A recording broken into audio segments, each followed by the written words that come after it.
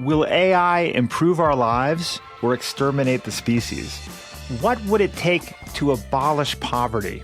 Are you eating enough fermented foods? These are some of the questions we've tackled recently on The Next Big Idea. I'm Rufus Griscom, and every week I sit down with the world's leading thinkers for in-depth conversations that will help you live, work, and play smarter. Follow The Next Big Idea wherever you get your podcasts. From LinkedIn News, I'm Jessie Hempel, host of the Hello Monday podcast. Start your week with the Hello Monday podcast. We'll navigate career pivots. We'll learn where happiness fits in. Listen to Hello Monday with me, Jessie Hempel, on the LinkedIn Podcast Network or wherever you get your podcasts. Hello, my friend, and welcome to another episode of Negotiate Anything. Thanks for spending time with us today. It's listeners like you in 181 different countries that have made Negotiate Anything the most popular negotiation and conflict resolution podcast in the world. I'm your host, Kwame Christian. I'm a business lawyer, mediator, professor, and the director of the American Negotiation Institute. Before we get started, I have two quick questions for you. Is negotiation a critical part of what you do? Do you need to resolve conflict and persuade at work? If you answered yes to both of those questions, visit our website to learn more about our negotiation workshops. We've traveled the country working with professionals just like you, and we'd love to have the opportunity to work with you too. Check out the link in the description to learn more. Jamie, thanks for joining us today. Oh, thanks for having me as a guest, Kwame. Yeah, it's my pleasure. So how about you get us started by telling us a little bit about yourself and what you do? Sure. My name is Jamie Librot, and I am a third-generation New Yorker, but I'm based in New Jersey. This is not New Jersey behind me. It's a beautiful Zoom background. By education, I'm an organizational psychology major, and right now I work for Sabert, which is a sustainable food packaging company, and I'm the head of talent development. And before that, I was in consulting for most of my career with Gallup. Fantastic. Yeah, we are excited to have you here. Today, we're going to talk about the difference between assertiveness and entitlement. This is really fascinating. So before we even get into the run of show, tell the audience a little bit about why this is so important for us to understand. Yes. Well, we're going to talk about a few applications, but what really gets under my skin right now is how much people are talking about Karen. And we'll talk about how assertiveness and entitlement apply to a variety of things. But for me, it's really about making sure that we're not bashing women, right? That we're really getting to the heart of a problem, that we're talking about, we're giving people the tools they need to get what they deserve, but not to get what they don't deserve. And to make society a place where everyone has everything that they need, we really need to just take what we need and make sure we leave the rest for everyone else. So yeah, we understand how this is so important in the business context, right? Because we have to be assertive in order to be persuasive and get what we want and deserve in our negotiations. But at the same time, we can't cross that line into entitlement. And if we're not self-aware enough, we could do that, and that is not persuasive. And then again, we're seeing it on the social context too, right? Where people are crossing the line and going into entitlement, and that's problematic from a cultural perspective too. So it's going to be really fun to analyze both of those. And so for the listeners, the three things we're going to talk about are, first, understanding the difference between assertiveness and entitlement. Second, we're going to give some examples of where this really comes into play. This is going to be, I think, my most fun part of this interview, breaking that down. And then the last one is how to avoid entitlement while still being assertive. So I guess we should start off, since you're a psychology nerd like me, with operational definitions for assertiveness and entitlement. So what's your perspective on that? Sure. It's really, what do you deserve? So people who are assertive, they push themselves forward, they're tenacious, they fight for what they deserve because they've earned it, because everyone gets this resource. Entitlement is when people try to get more than they deserve, and they think they deserve it because they just want it, and they're just not thinking about what they deserve compared to other people, which is probably something most of us are guilty of. We're not trying to do the wrong thing. We just aren't thinking about other people all the time. I'm definitely guilty of this, and we'll give some examples of that later. It could be you feel like you deserve something because of your race or your gender or your status, or because of even you're a celebrity that you think you deserve more than other people do. That's entitlement. Very interesting. And it reminds me of our episode with Rebecca Zung. She has a fantastic podcast. So if you haven't checked it out, check that out. Great podcast. But her specialty is negotiating with narcissists. And her podcast is called Negotiate Your Best Life. Fantastic show. Really, really highly recommend it. And so she talks about how narcissists have this belief that they deserve something more than other people just because of who they are and how great they are. And one of the things that, and you can check me on this too, because you have a degree in psych as well. With a lot of these pathologies, it's on a spectrum, right? It's not either a black or white type of thing where you're a narcissist or not. How much narcissism do you have? And it sounds like, to a certain extent, with entitlement, there's almost like a low grade, maybe a high grade, depending on the person, of narcissism or egocentrism that leads people to believe that they are entitled to things where they don't really have a position that puts them in front of other people. It's possible, but sometimes it could be less about your own narcissism and more about tribalism and protecting the people you love. If we can get into an example, I would say this is the perfect example of this is the great toilet paper shortage of 2020, right?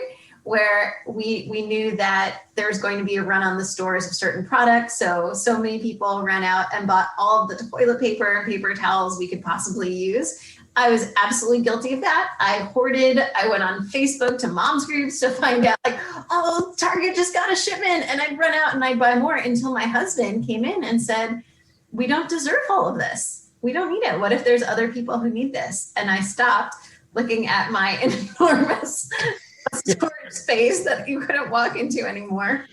And I wasn't doing that because I actually needed that. I was thinking about my children and can I give some to my neighbors? But that was wrong. That was, why was I entitled to all of that? All of those paper resources, when then I felt even worse when a colleague of mine from California was talking about his wife who has digestive issues. And for her, not having bath tissue in the home is a really big problem. So she might feel assertive in getting more bath tissue than other people would because she actually needs it, whereas I don't. So for me, it was a moment of entitlement, but for her to ask around and say, hey, I need more, can someone help me? That's her being assertive because she does deserve it because she has a physical need for more.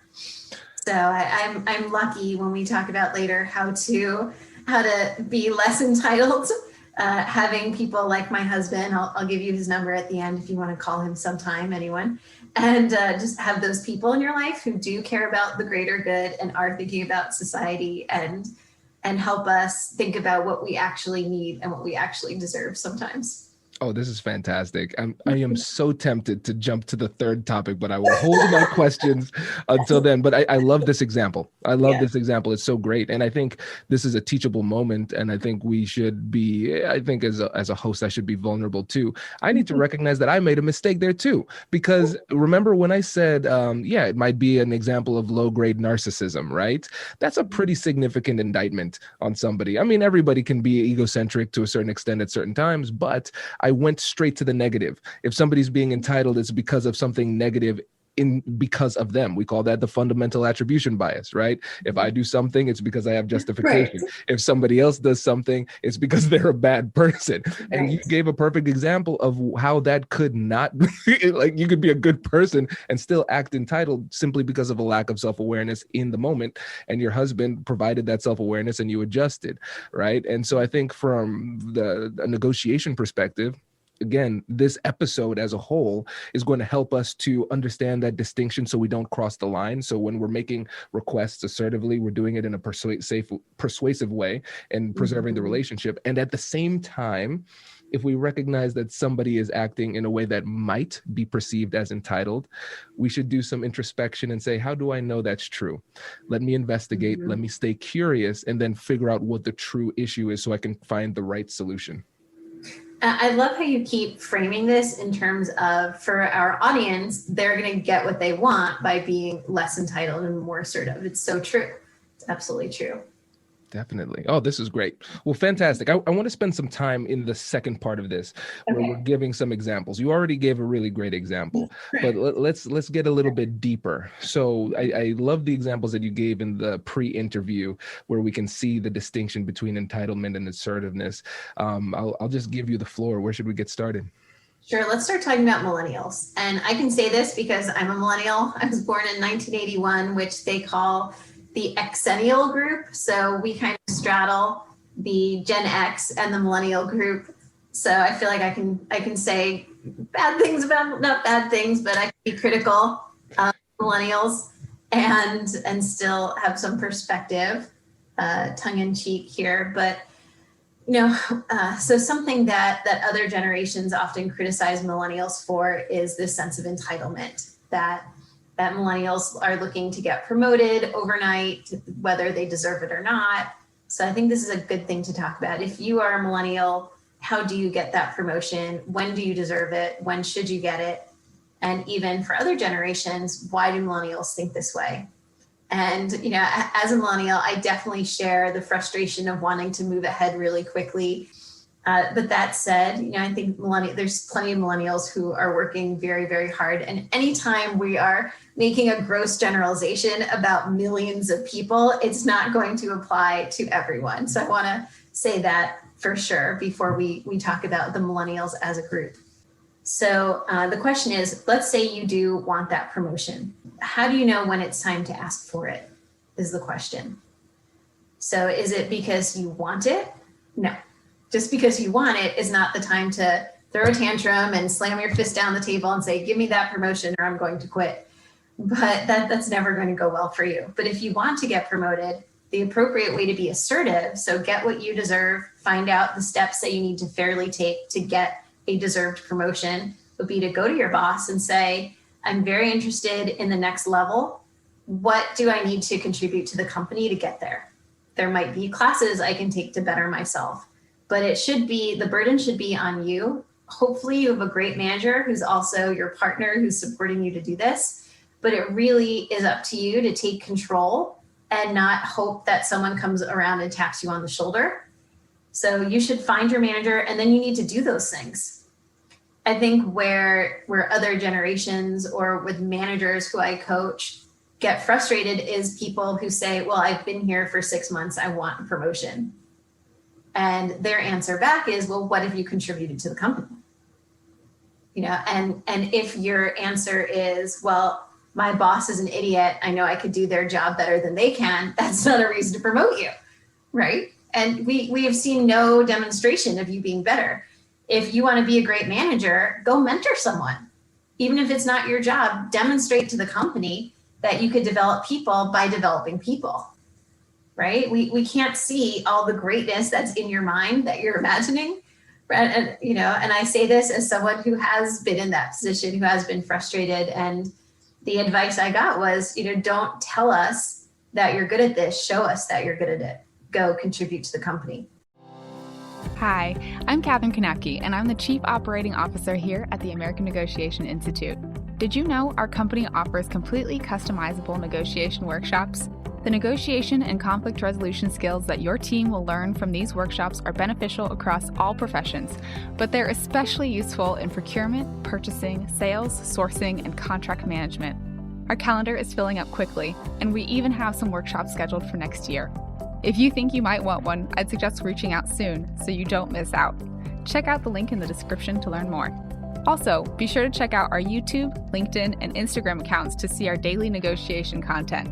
Thanks for listening. Brace the rudders! Raise the sails! Raise the sails! Captain, an unidentified ship is approaching. Over. Roger. Wait, is that an enterprise sales solution?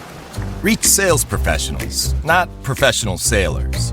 With LinkedIn ads, you can target the right people by industry, job title, and more. We'll even give you a $100 credit on your next campaign. Get started today at linkedin.com/marketer. Terms and conditions apply. Yeah. Oh, this is great because I think, again, going back to what we were talking about earlier, we have to think about, do we deserve this? What have we done to earn it? Right? If you genuinely earn it and you deserve it, then ask for it. And that's being assertive. That's good.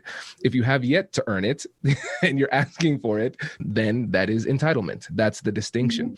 And then when it comes to managing this in a way that it is perceived in the right way by the other side, we have to consider this. Are we sharing the message in a way that makes it clear to them that we have contributed enough to get what it is that we're asking for? And so let's go into the other example. And this, my friend, is going to be the controversial part of the show, because no pressure. No pressure. But when we had the conversation and you initially talked about the Karens, and I was saying, I don't know if I want to talk about that on the show. But then you went deeper and you explained it. And I recognized it was a perspective that I had never, ever considered. And I think it might not be because other people haven't thought about it. Maybe other people did think about it. But the thing is, we're living in a culture where sometimes it's not safe to share ideas on sensitive topics that might be unpopular. So I appreciate and admire your courage and willingness to share this, because I think it's a fascinating angle. And so tell the audience a little bit about your perspective on Karens. And I think, first of all, let's talk about what they are, because I know we have a lot of listeners who are outside the States. Sure. Yes, absolutely. So when we talk about Karen, so this is an illustration in social media right now when they're talking about a woman who's probably middle-aged, who may live in the Midwest. She has a specific haircut even. It's conservative with a little pop-up to show, I'm conservative, but I've got a little something extra. And she's a white woman. She's always depicted as a white woman, usually with light blonde or brown or light brown hair. And then what the joke is around her is she's someone who is entitled. She is asking to speak to the manager. She is saying, I don't want to wear a mask, even though everyone else here has to. And if you Google Karen right now on Google, or you look in any of your preferred search browser, there'll be thousands of memes that pop up with just making fun of women with this specific look and haircut, who are asking for things. That's the funny part of it. The not funny part of it, the historical context of it is women who are calling the police to endanger people of color. And what I really don't like about these Karen memes is it's just not addressing the problem. This is really about white entitlement. It's not just a women's problem. There are just as many white men who feel super entitled. There's, people of many races, but white men and women have certain privileges that sometimes make them feel, because of their race, they should get more of something, or they should have more power. And to be able to do things that other people don't. It's a really great analysis, and you're right. I mean, with you're on point with everything that you said there, especially bringing in the historical context too, because it's nothing that's new. It's just the added comedic value of meme culture that has made it so prolific today. But I think, again, a lot of times comedy is used as a tool to gloss over some things that are pretty significant. And then when you dig beneath the surface, there's a lot more there. And so I want to go a little bit deeper now on what is problematic about it, specifically as it relates to women and being assertive. Yeah. Thank you. Yes. So I think there's two problems. One, we're not talking about entitlement. It's just bashing women. And so two, the other issue is women are finally starting to get the recognition in the workplace that assertiveness is good and positive, right? If you read Sheryl Sandberg's Lean In, that whole Lean In movement that's happened over the last several years, have taken women so far. I mean, we're going to have a female vice president of this country soon. So an assertive, strong woman of color is going to be our vice president. So women are making so much progress in this area, and it's so easy now for anyone to shut women down by saying, "Shut up, Karen. But in terms of being assertive, like, I don't want women to see all of these shut down, cancel culture comments that say, you know, shut up, Karen, and say, well, you know, I'm not going to speak up on something that I deserve to speak up about. Because, you know, that's just, and I think women are getting all these tools and these lessons and these great books and these amazing role models that teach us stand up. And then when we bridge that gap from fighting for what we deserve and we go into fighting for what we don't deserve, into entitlement, that makes all of our good work and our good efforts, it just destroys all of the work that we've done and discourages women to keep fighting for what they do deserve. Whoa. So this is good. This is really good. So let me try and give a synopsis here. So it sounds like some of the main points are this. First of all, the impact is on of the Karen phenomenon is that it could lead women to stop speaking up and advocating for what they deserve and being assertive and asking for what they want and deserve out of life, which would be problematic. So from the perspective of a woman, we need to make sure that this doesn't have the impact of making them gun shy when it comes to advocating for themselves. And then on the other side, when it comes to people who would not be identified as Karens, we need to do a little bit more digging and not brush aside people when they make claims and investigate. Maybe it is entitlement. Maybe it is an inappropriate request, but we need to do some investigation to determine whether or not it is. And we should make sure that our biases aren't leading us to make inappropriate assumptions to where we're not listening to people and giving them the voice that they deserve. And then just as a culture, as a whole, we need to consider what it is that we're doing as a whole and the potential undertones that and unintended consequences of the whole joking Karen meme culture that's been created. Let's talk about what it looks like when we go too far into entitlement and what that looks like in 2020. So this is the most common Karen meme. First of all, there was a Karen Halloween costume that was sold out everywhere with just and this angry woman. And I think it's just not a great image that this, you know, to see strong women being now angry and just the ugliness of it. It's just not helpful to the society that we want to create of strong women focused on what they deserve. But what entitlement, the most common meme you see is, I want to talk to your manager. Right. And the joke is because this person this Karen isn't getting what she wants. It's not what she deserves. So it's, you know, I want you to, you know, you were late with my food, so I want you to give me a free drink. No, well, let me talk to your manager and see if your manager will do that for me. That's great. I love this. I love this. And I think this is a great time for us to segue into the third point, which is avoiding entitlement while being assertive. And we've touched on this sporadically throughout the episode, but I want to circle back to the toilet paper example that you gave, because I thought it was so great. Because one of the things that's most interesting about your procurement of the toilet paper versus somebody else who needs it because of a physical ailment is that you can do and you can say the exact same things. And for one person, it can be being assertive. And for another person, it could be being entitled. And I would love for you to break that down a little bit more. Mm-hmm. Oh, that's such a good point. Yeah, it just comes down to, do you have any special needs?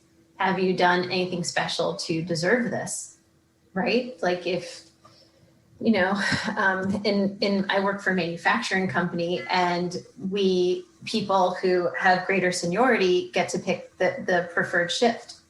So they've done something, they've stuck around, you know, they've earned the right to make a decision before someone else, you know, versus someone who just wants that. So I think that when you're looking at the difference between, you know, I deserve the first shift. Do I deserve the first shift? The difference is the person who has worked to earn it versus the person who just wants it. So what you should do if you're asking for something that isn't coming naturally to you, and the question is, should I fight for it? Right? Because that's what we do when we're being assertive or entitled. Should I be tenacious? Should I fight? Should I stick up for myself? why, make the argument to yourself, why do you deserve this?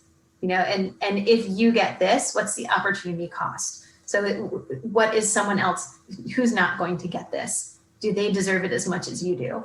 Are you going to inconvenience someone else because now they're going to have to work more hours because you want this thing, right? So you can ask yourself those questions. Yeah. Oh, this is great. And I think, of course, there are going to be some people out there. I know I'm wondering this too, as I'm asking this question, because sometimes, like you said, we might recognize that we don't deserve something, but we still want it. And the thing is, we can't, I'm not trying to sell magic tricks on this podcast.